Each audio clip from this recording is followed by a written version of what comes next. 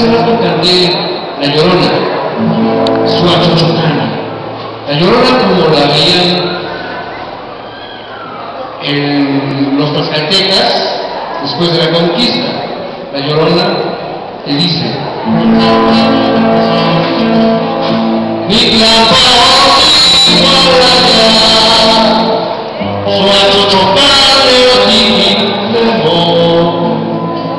no